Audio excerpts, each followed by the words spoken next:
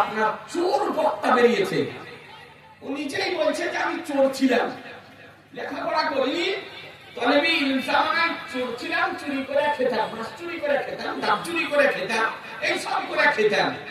ও আপনার বলছে যে এক প্লেটে, ভালো করে শুনেন, বলছে এক প্লেটে যদি মাজারের মুরগের মাংস রাখা হয় আর এক প্লেটে যদি শুকুরের মাংস রাখা হয়, তো বলছে মাজারের মুরগের মাংস না খেয়ে শুকুরের মাংস খাওয়াটা ভালো। নাউজুবিল্লাহ বলবেন না? এত বড় কথা বলবেন আপনি তাকে ছেড়ে দিবেন? এত ঘৃণিত কথা বলবেন আপনি তাকে ছেড়ে দিবেন? মুসলমান বলছে মাজারের মুরগের মাংস খাওয়া অপেক্ষা শুকুরের মাংস খাওয়া ভালো। ইউটিউবে ভাইরাল, নাম বলতে চাই না, আর এই সমস্ত উড়ি ঘুরি তাদের নাম বলে আরো ভাইরাল হয়ে গেল। আমি জনগণকে বলবো এদেরকে নিয়ে মাতামাতি করি, এদেরকে গুরুত্ব দেন না, এদেরকে গুরুত্ব দেওয়া আরো ক্ষতি হচ্ছে। এসব মুন্সি, ফার্স্ট ক্লাস এক নম্বর মুন্সি, জার্মি পড়তে যান না, উর্দু পড়তে যান না, ফার্সি পড়তে যান না, বলবি কিসের? আমাদের মানুষের আবার শুনে শুনে আপনার ভিউ বাড়িয়ে দিচ্ছে আর ভাইরাল করে দিল। আপনি জানেন হলো ওয়াহাবি, ও তো বলবেন, ওদের আসল কথা বলবেন।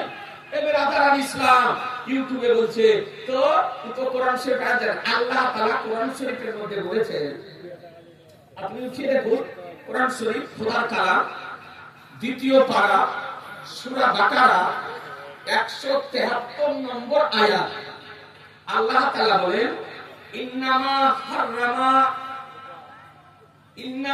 হাররামা আলাইকুম দামা মাইতাতা ওয়া দামা ওয়া লাহমাল খিনজির।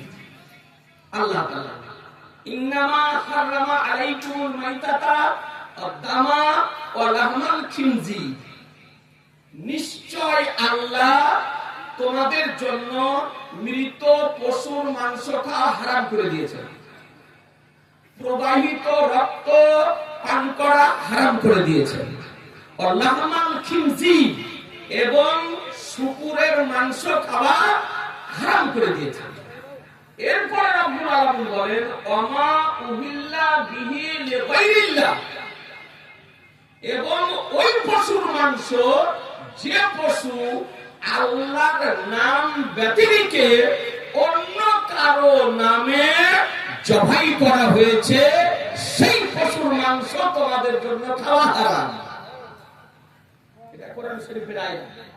তো ওমা উহিল্লা বিহি লিগাইরিল্লাহ, এই আয়াতের অপব্যাখ্যা করতেছে মন গড়া তাফসীর, সব তাফসীরে, তাফসীরের রুহুল বায়ানে বলুন, তাফসীরের রুহুল মানিতে বলুন, তাফসীরে কাবিরে বলুন, তাফসীরে জালালাইনে বলুন, তাফসীরে আহমাদিয়াতে বলুন, তাফসীরে খাজিনে বলুন, তাফসীরে আপনার ইবনে আব্বাসে বলুন, তাফসীরে মাযহারিতে বলুন, তাফসীরে আপনার সাবিতে বলুন, তাফসীরে আপনার মুআল্লিমুত তানজিলে বলুন, পৃথিবীর তাফসীরে জুমালে বলুন, পৃথিবীর যত তাফসীর আছে সব তাফসীরে একটি বলা হয়েছে ওই পশু যা আল্লাহর নাম ব্যতিরেকে অন্য কোন দেবদেবী মূর্তি প্রতিমার নামে জবাই করা হয়েছে, সেই পশুর মাংস খাওয়া হারাম। কারণ ওই যুগে ছিল দেবদেবীর নামে পশু জবাই করত, মূর্তির নামে পশু জবাই করত, প্রতিমার নামে পশু জবাই করত। আল্লাহ তাআলা বললেন যে আল্লাহর নাম ব্যতিরেকে অন্য কোন দেবদেবী প্রতিমা মূর্তির নামে যদি পশু জবাই করা হয় তবে তার মাংস খাওয়া হারাম। আর ই বলছে মাজারের মুরগির মাংস খাওয়া অপেক্ষা শুকুরের মাংস খাওয়া হারাম। ই আসলে শুকুরের মাংস খাওয়ারই যায়, জাতি হলো শুকুরের মাংস খাওয়া যায়। কে বলছে কচ্ছপ খাওয়া চলবে, ঝিনুক খাওয়া চলবে, শামুক খাওয়া চলবে, কোচা খাওয়া চলবে, রকমের আবার বলছে শুকুরের মাংস খাওয়া বেশি ভালো। কে বলতেছে আপনার যে মাসিক অবস্থায় কোরআন শরীফ ধরা পড়তে পারবে? এই দেখো অবান্তর কথা, অবাস্তব কথা, শরীয়ত বিরোধী কথা, ইসলামিক কথা, কোরআন হাদিস বিরোধী কথা আপনার বলতেছে। আপনাদেরকে বলি খুব সাবধান,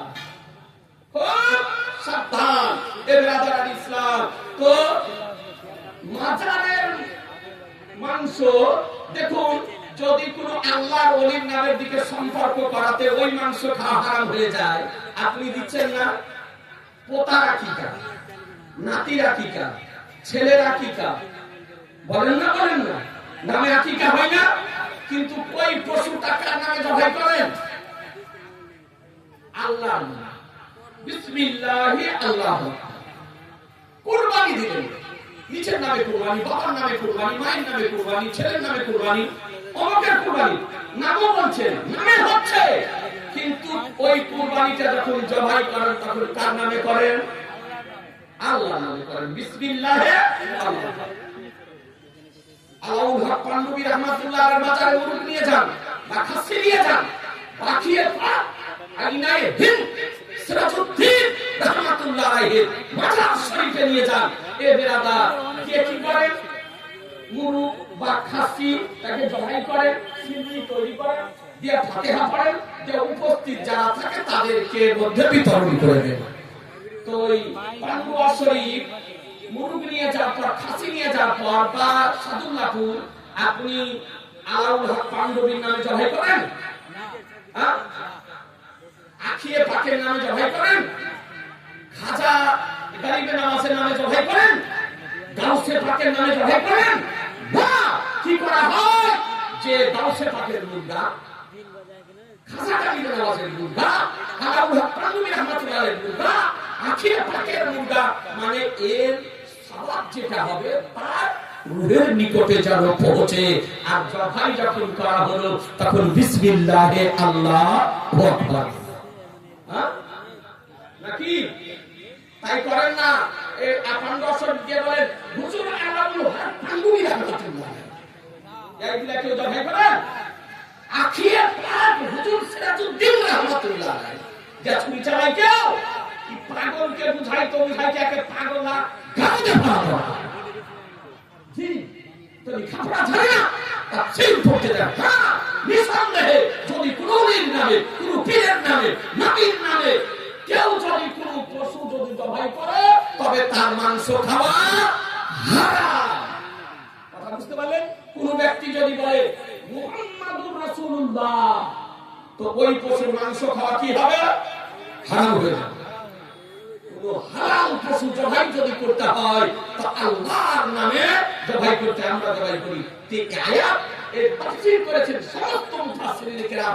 ওই সময় একদমে জাহিলিয়াত বর্বরতার যুগে পশু জবাই করা হতো প্রতিমার নামে, দেবদেবীর নামে, মূর্তির নামে, মন্দিরের নামে।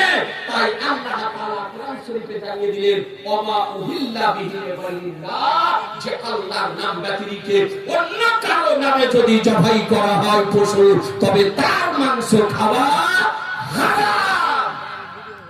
আর কোন পীরের নামে সম্পর্ক করাতে হারাম যদি হয়ে যায় তাহলে আকিকার মাংস খাওয়া যাবে না, আর কুরবানির মাংস খাওয়া যাবে। পাগলকে বুঝাইতে বুঝাইতে কোরআন বলল মা তাকু রাসূল ফাখুজুহু ওয়া মান হাকামা ফান্তাহু, রাসূল যা প্রদান করেন তা গ্রহণ করে নাও, তিনি যা বারণ করেন তা থেকে বিরত থাকো। কথা বুঝে নিলেন? এবারে ইসলাম এরকম বাস্তব কথা আপনার ইউটিউবে, ফেসবুকে ভাইরাল হচ্ছে, আর মানুষ শুনে শুনে বিভ্রান্ত হচ্ছে। আপনাদেরকে বলবো যাচাই করে বক্তব্যটা শুনবেন, এসব মূর্খ বক্তাদের বক্তব্য শুনবেন।